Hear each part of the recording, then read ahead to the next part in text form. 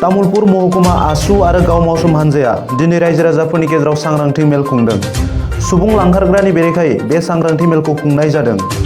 तामुलपुर जिल्लानिफ्राय गोबां सुबुं लाइमोन एबा गथ'साफोरा गुबुन रायजोआव खामानि नागिरनानै थांनायाव सुबुं लांखारग्रानि जेयाव नांबाय थानायखौ नुनो मोननाय जादों। दिनै बेफोरबायदि सुबुं बेरेखा हाबानि बेरेखायै तामुलपुर महकुमा आसुनि बानजायनायाव आरो गामि मावसोम हानजानि हेफाजाबाव मोनसे सांग्रांथि मेल खुंनाय जायो। बे हाबाफारियाव गुबुन गुबुन फरायसा आफादनि दैदेनगिरि, ओनसोलनि रायजोफोर आरो गाव मावसोम हानजानि दैदेनगिरिफोरा बाहागो लायो। গ্ৰাম্য বিকাশ মঞ্চই বহুত বছৰ ধৰি বাক্সা জিলাৰ বিভিন্ন অঞ্চলত কাম কৰি আছে আৰু শেহতীয়াভাৱে চৰকাৰী যি তথ্য সেই তথ্য হিচাপত বাক্সা জিলাৰ বিভিন্ন অঞ্চলৰ পৰা অবৈধ মানৱ সৰবৰাহ হৈ আছে আৰু ইতিমধ্যে ৰঙিয়া ষ্টেচনত বহুত এনেকুৱা মানৱ সৰবৰাহকাৰী আটকো হৈছে।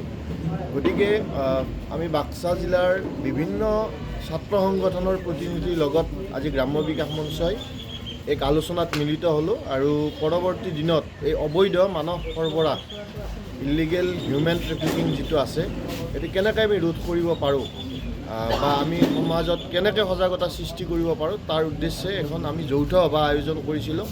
ইয়াত বাক্সা জিলাৰ প্ৰায় 11টামান ছাত্ৰ সন্থাৰ প্ৰতিনিধিয়ে অংশগ্ৰহণ কৰিছে।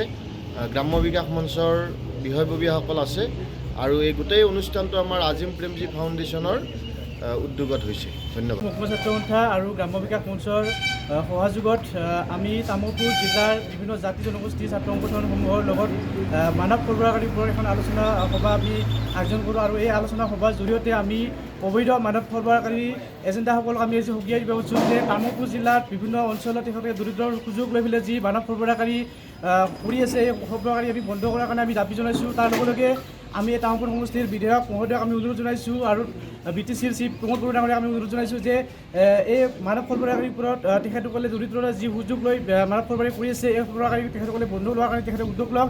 দৰিদ্ৰ সীমাৰেখাৰ মানুহবোৰক তেখেতসকলে উন্নয়ন কৰাৰ ক্ষেত্ৰত আগবাঢ়ি আহক চৰকাৰখনে।